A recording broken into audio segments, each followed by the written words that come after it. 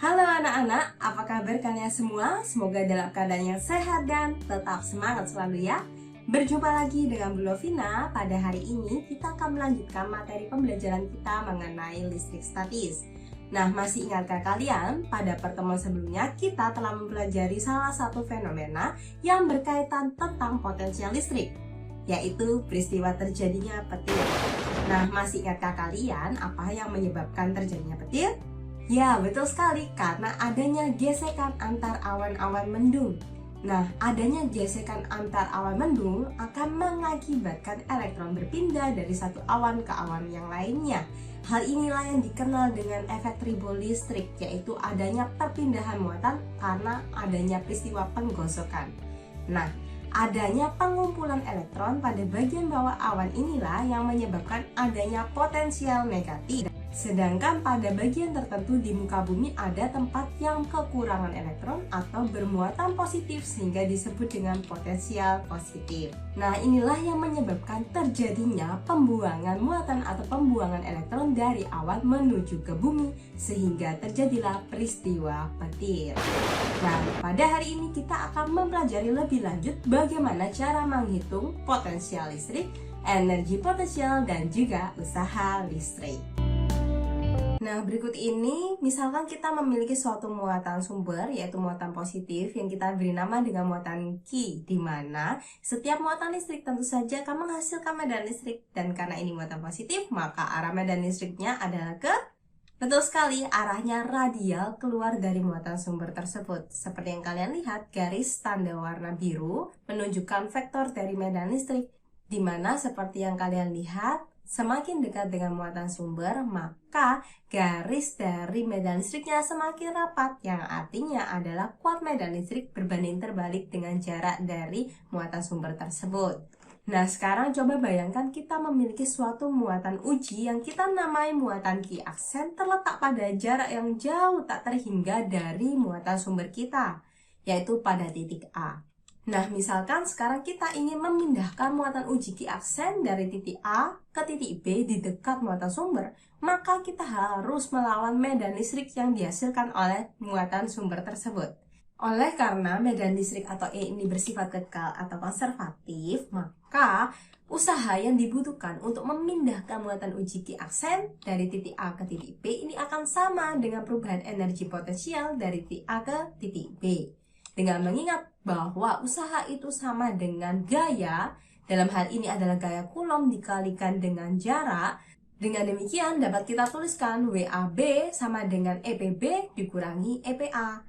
Dengan demikian, energi potensial dari suatu muatan uji yang berada pada suatu titik di dekat muatan sumber dapat kita tuliskan menjadi EP sama dengan K, konstanta elektrostatis, dikali Q, yaitu besarnya muatan sumber, dikali besarnya muatan uji Q aksen dibagi jarak dari muatan uji ke muatan sumber tersebut.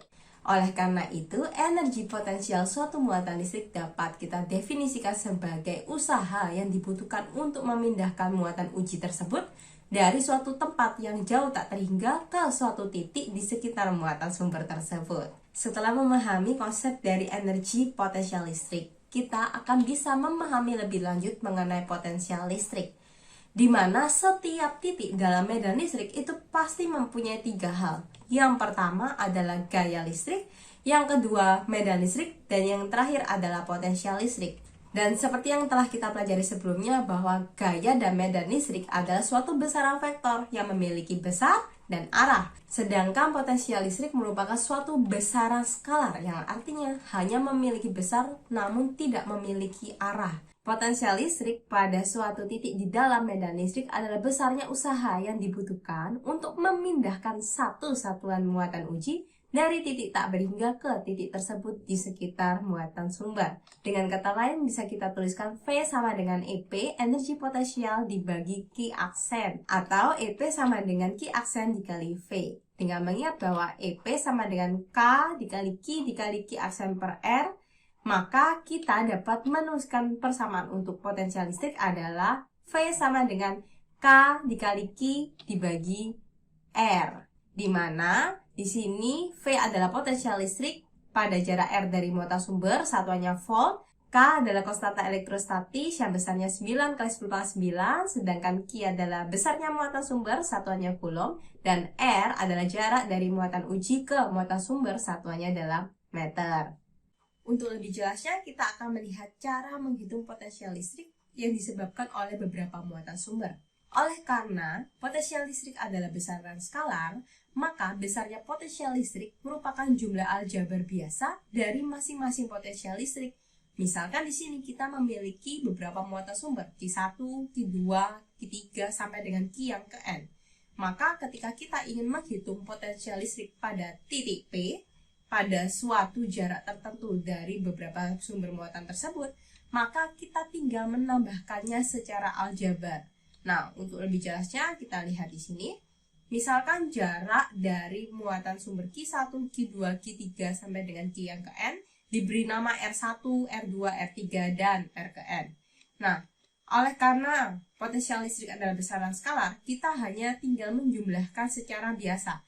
V di titik P itu sama dengan besarnya potensial listrik akibat muatan sumber Q1 atau V1 ditambah V2 ditambah V3 dan seterusnya. Nah, dengan mengingat persamaan V itu sama dengan K dikali Q muatan sumber dibagi jarak dari muatan sumber ke titik uji, yaitu R, maka kita bisa tuliskan sebagai berikut ini. VP sama dengan K kali Q1 dibagi R1 ditambah K dikali Q2 per R2 dan seterusnya. Dengan kata lain, kita dapat menuliskannya dengan notasi berikut. VP sama dengan K, karena K ini merupakan suatu konstanta, bisa kita keluarkan ke depan, dikali notasi sigma dari penjumlahan Q yang ke I dibagi dengan jarak yang ke I. I ini adalah nomor muatan sumber tersebut. Nah, secara sederhana kita bisa tuliskan VP sama dengan K dikali Q1 per R1 ditambah Q2 per R2 ditambah Q3 per R3 dan seterusnya. Dan untuk lebih jelasnya kita akan melihat beberapa contoh soal berikut ini. Yang pertama, misalkan di sini kita memiliki dua sumber muatan listrik, yaitu Q1 sebesar min 5 nanocoulomb dan Q2 sebesar plus 4 nanocoulomb. Nah, di sini jarak antar kedua muatan sumber kita adalah 40 cm. Nah, berapakah potensial di titik tengah garis hubung kedua muatan tersebut? Nah, misalkan kita namai titik tersebut adalah titik P. Oleh karena itu, yang pertama kita tuliskan, diketahui besarnya masing-masing muatan Q1, Q2, dan jarak R1 dan R2, yaitu jarak dari sumber muatan ke titik uji, masing-masing adalah 20 cm, karena titik P ini kebetulan tepat berada di tengah-tengah dari kedua muatan sumber tersebut. Dan yang ditanyakan adalah potensial listrik di titik P atau VP. Nah, karena potensial listrik ini merupakan besaran skalar, maka kita hanya tinggal menjumlahkan masing-masing potensial listrik di titik P akibat muatan sumber Q1 dan Q2. Nah, kita bisa tuliskan VP sama dengan K dikali Q1 dibagi R1 ditambah Q2 per R2. Nah, sekarang kita coba lakukan perhitungan. Di sini nilai K adalah 9 kali 10 pangkat 9. Q1 adalah min 5 nanocoulomb atau min 5 kali 10 pangkat minus 9. Ingat, di sini tanda negatif atau positif muatan harus dimasukkan karena potensial listrik adalah besaran skalar, sehingga tanda positif atau negatif ini perlu dimasukkan perhitungan karena menunjukkan besar dari muatan tersebut. Nah, selanjutnya kita akan melakukan perhitungan seperti biasa. R1 adalah 0,2 meter, kemudian ditambah Q2 adalah positif 4. Kita tuliskan saja 4 kali 10 pangkat min 9 karena ini nanocoulomb dibagi 0,2. Selanjutnya kita akan melakukan perhitungan secara biasa. 9 kali 10 pangkat 9, kemudian di sini min 5 ditambah 4 dibagi 0,2, kita kalikan di sini 10 pangkat min 9. Nah, di sini 10 pangkat min 9 bisa kita coret dengan 10 pangkat 9, lalu kita dapatkan 9 dikali min 5 tambah 4 adalah min 1 dibagi 0,2. Dengan demikian nilai potensial listrik atau V-nya adalah minus 45 volt. Nah, tanda negatif di sini wajib dituliskan karena ini menunjukkan besarnya potensial listrik di titik P. Nah, untuk lebih jelasnya kita akan lihat contoh soal yang kedua. Nah, di sini kita memiliki contoh soal 4 buah muatan listrik terletak pada titik sudut dari sebuah persegi yang panjang sisinya 0,2 meter. Pertama-tama kita tuliskan yang diketahui Q1, Q2, Q3, dan Q4 dan jarak R1, R2, R3, dan R4. Ini R4, R3, kemudian di sini ada R1 dan R2. Ini kebetulan jaraknya sama, yaitu adalah kita namai R, yaitu setengah dari diagonal persegi. Karena panjang sisinya ada 0,2 meter, maka pasti di sini diagonalnya adalah 0,2 akar 2. Dengan kata lain, di sini R kita adalah setengah dari 0,2 akar 2, atau kita tuliskan 0,1 akar 2 meter.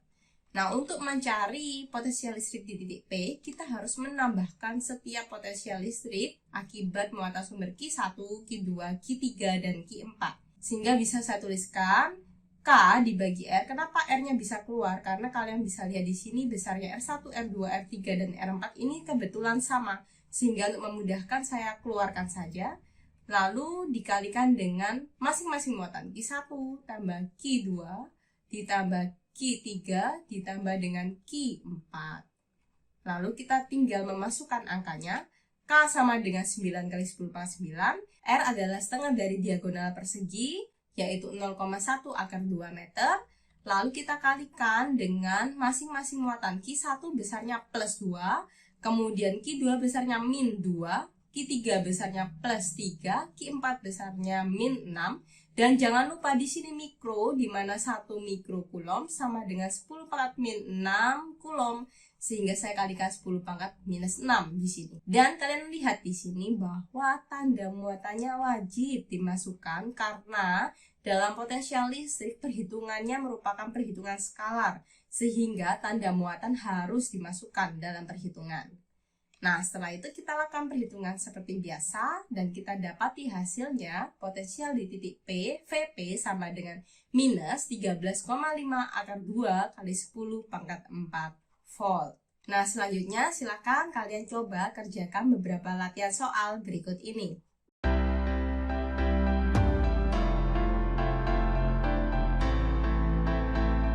Demikian yang bisa Bu Lovina sampaikan pada pertemuan hari ini. Pada pertemuan selanjutnya kita akan mempelajari materi mengenai hukum kekekalan energi mekanik dalam medan listrik. Silahkan anak-anak bisa mempelajarinya terlebih dahulu. Terima kasih atas perhatian anak-anak. Tetaplah semangat belajar, jagalah kesehatan. Tuhan Yesus memberkati.